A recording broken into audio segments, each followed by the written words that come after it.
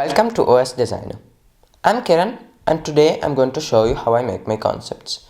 I'm going to focus mainly on my last video, the Office 2021 concept. So if you haven't seen it yet, please click on the link in description. When I started this project, I wanted it to be my best concept ever. In this period, we've all learned to use our computers like never before. So with this complete redesign, I wanted Office to jump into future, adopting a whole new philosophy. Somewhat like what it did in 2007. Today I will show you all those elements that didn't emerge in the video. All that is behind what is shown. In the video, all the elements are aimed at the creation of an imaginary smart product that addresses 2021, hopefully leaving you speechless, not presenting all over again the obvious, the expected, but completely rethinking productivity. To do this, in addition to a hopefully pleasant design, I wanted smart interaction between devices, somewhat like what happens in Apple iWork, and a wealth of time-saving and advanced tools. The programs of the suite are all developed around a simplified toolbar with only the simple functions, so as to not confuse or discourage the less experienced users. What you can't find here, you find in pop-up menus and sidebars. The sidebars are designed for those users who want to customize their document, presentation or sheet with advanced functions and more freedom. Currently, the options that open in sidebars are not intuitive enough, and design-wise they're a bit overlooked. I wanted to make them the core element of the app. I moved there also options that currently open in separate windows, such as font, paragraph, cell, table options, or advanced colors, that are only uncomfortable because they don't allow you to type in while they're open. I added there also complete lists of shapes, icons, pictures, 3D models, animations, transitions to help you when you have to insert lots of them without losing time opening and closing menus. Like today, the tools in the sidebars are divided in groups and tabs. The groups are hideable and displayable, but this time the buttons are bigger. The sidebars are also customizable from the appearance section of the new settings. Here you can choose if to open them individually or to display them permanently and switch from one to another as if they were tabs. All over the apps, speech bubbles help you and guide you during your work.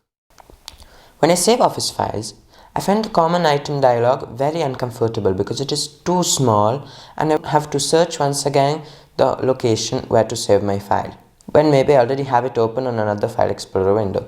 That's why I thought of drag to save. Here you just have to drag the file to the folder and it gets saved automatically. With another function, you can transform instantly OneNote digital notes into a complete PowerPoint presentation.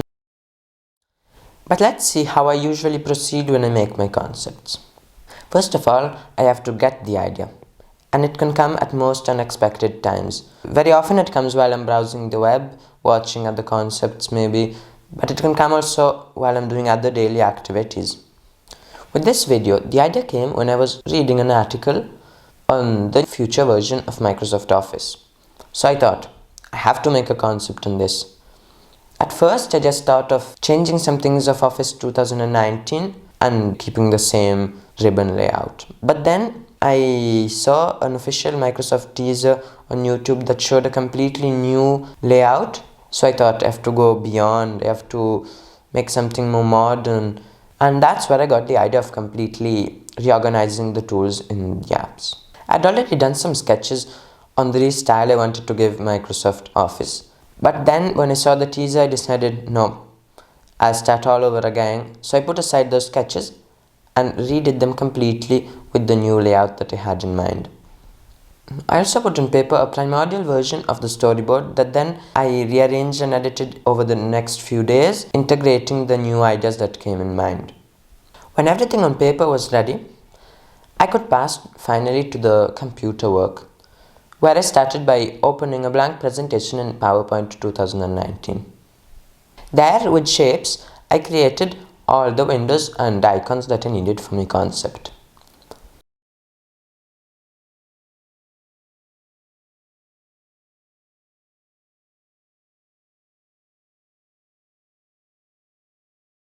I also used functions like grouping shapes and combining them to create all the different advanced shapes that I needed for my icons.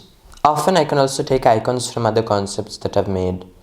I get all the pictures from Unsplash, a free stock photo website where I find all the pictures that I need.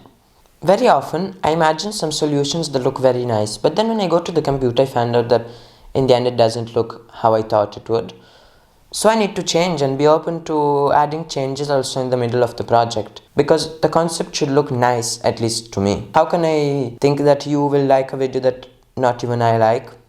For example, in this video, at first I thought of a very light grey background, a bit like the one of the new Microsoft Edge. But it didn't look modern enough, so I decided to change it. I tried to put it white, although I thought it would look too much like the Office 2013. But I tried.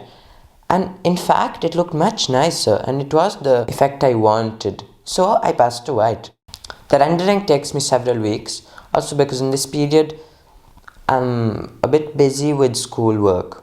Finally, when the rendering is finished, I can pass to the editing. That is much shorter compared to the rendering, because you just need to add titles and the timings and the transitions to the different slides. And then comes the music.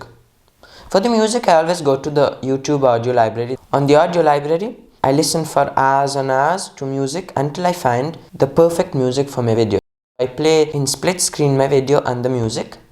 The music that I choose, I insert it into the PowerPoint and try to sync it with the video.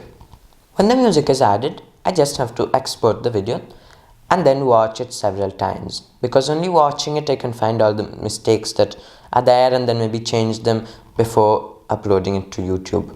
After that, I leave it there for one day, and the day after I upload it to YouTube if I'm satisfied, because in one day very often I can find out mistakes or remember something that I didn't include. At first, I upload it to YouTube in unlisted mode, so I can change all the settings that I need. The title, the description, I can add the tags, the suggested videos at the end. And when all of this is done, I can finally put it public. This is how I make my concepts. I hope you have enjoyed this video and I hope it was helpful. Otherwise, if you have any doubts, questions or suggestions, please write them in the comments, or if you prefer, contact me at my email address that you will find in description. See you soon.